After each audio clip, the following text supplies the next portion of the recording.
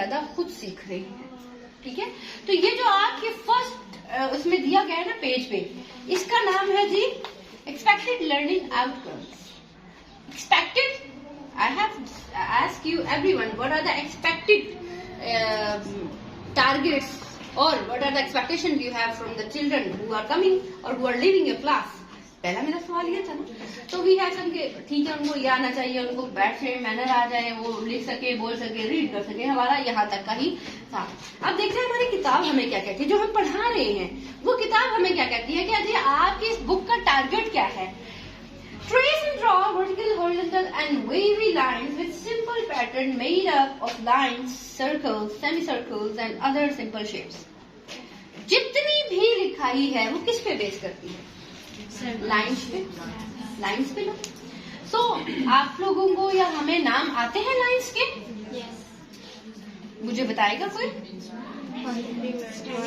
Standing line, sleeping line, curve line, sliding line और zigzag और curve straight. Okay, देखिए we have dot line, we have dash line, we have wavy line, we have क्या था क्या कहते हैं इसको जो राउंड में होता है,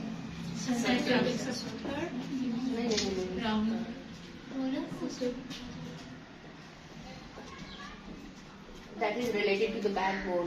बैकबोन के साथ आपका रिलेट होता है, नाम भूल गया। चले, हॉरिजॉन्टली समथिंग है। पैरेलल लाइन भी तो होता है ना।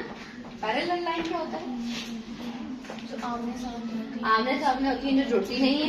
ठीक है, डॉट लाइन जो डॉट के साथ होती है, डैश लाइन जो जिसमें डैश होती है, वो एक लाइन बना रहे होते हैं। वेवी लाइन हमें पता है कि वो वेव कर रही होती है, वेव जैसे समंदर में होती है। फिर हमें पता है zigzag क्या होता है।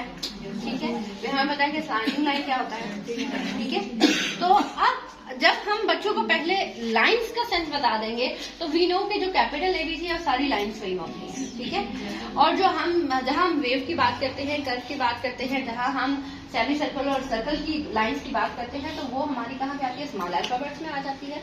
तो first of all we have to give them the introduction. आपका नया सेशन शुरू होने वाला है। नए सेशन में सबसे अहम चीज ये है कि आप बच्चों को बताएं कि आपकी क्लास के अंदर क्या खजाना मौजूद है जो पूरा साल वो थोड़ा थोड़ा करके हासिल कर सकते हैं। आप नए सेशन में अपनी क्लास का एक टारगेट रखें। आप सबसे पहले पूरे सेशन का टारगेट रखें, उसके बाद आप उसको ब्रेक कर दें, month 1, month 2, month 3, month 4।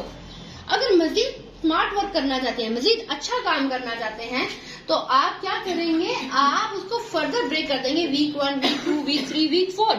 4 week का टारगेट करके उसको मंथ के एंड में कंपाइल करेंगे।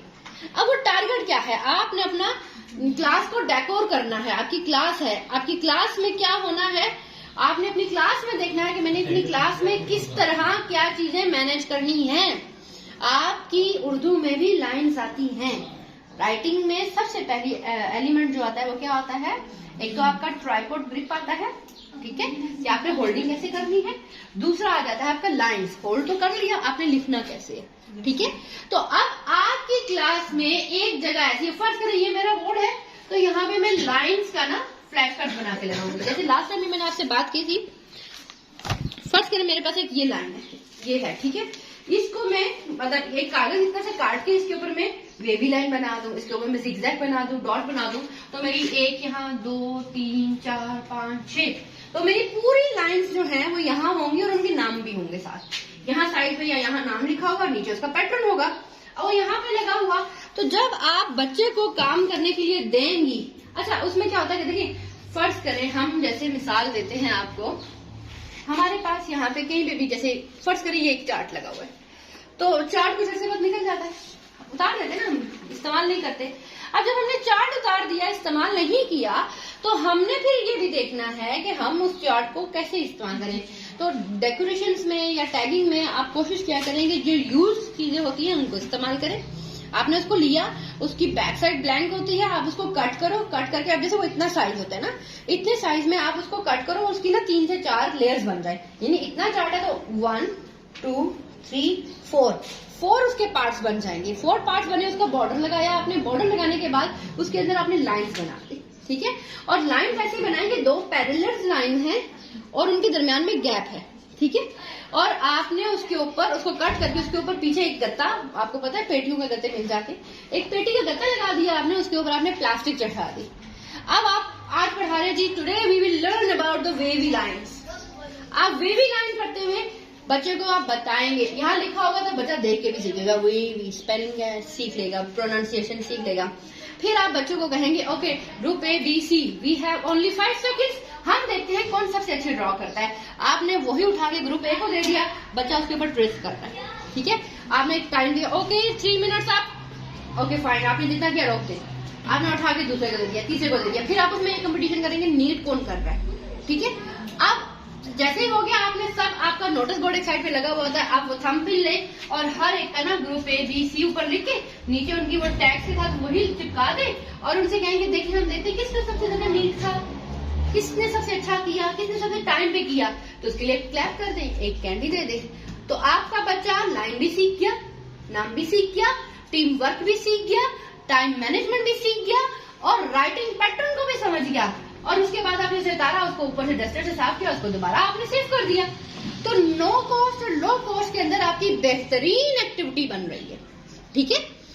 नाउ द सेकंड, क्योंकि पहला SLO हमारा क्या था, लाइंस का था। आप बच्चों को आप उनकी ना जैसे उनको कहो straight your arm, make a circle, go round round round, come up and stop, what is this, circle, ठीक है। आप इसी तरह आप बच्चे को हवा में इन एयर ट्राइंगल बनवाओ, ठीक है, जिगजैग लाइन बनवाओ, इनकी पॉइंट्स याद करवाओ।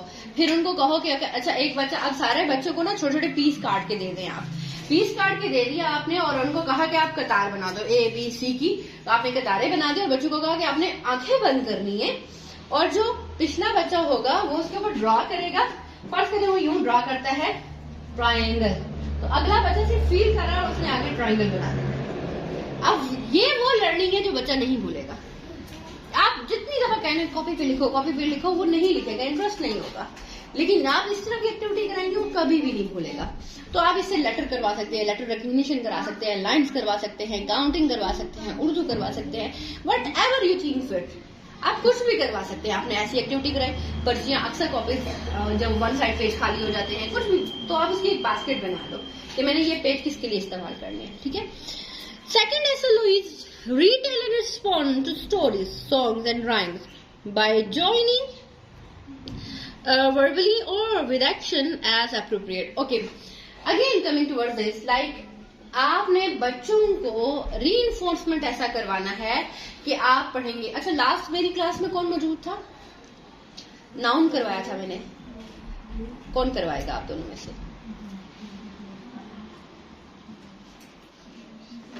और कोई था या यही 2 थे? और कोई भी नहीं था, सब न्यू है। चलिए आप कर रहे हैं, आजा इधर फ्रंट पे आजा, जो जैसे में हमने नाउन करवाया था। कोई बात नहीं, आ जाए, इट्स ओनली अ सेकंड। ये जो फियर होता है ना, ये 1 सेकंड का होता है, ये उस सीट से सिर्फ उठने तक का होता है। जब आप उठ जाते हैं तो वो फियर खत्म हो जाता है। कब? Yes you can do it.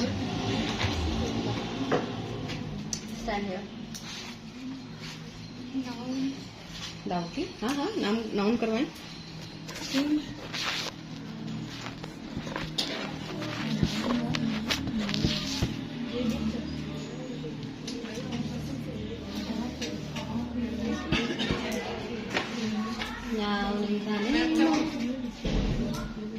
आप ठीक? फिर आप बोलिए ठीक है। Noun is a name of person, place of things. Yes. Very good. और कोई? Anyone else? चलिए इधर खड़िए आप मेरे साथ। ओके, तो हमने उस वक्त ये कराया था, Noun is a name of person, place, thing or an idea. ठीक है। अब इससे क्या होता है, बच्चे ने आपको देखा, ठीक है, उसने देखा टीचर क्या कर रहा है और वो बिल्कुल टीचर के अंदर गुम हो गया, ठीक है। और जब वो गुम हो गया ना, तो उसके अंदर वो एक्शंस बैठ गए।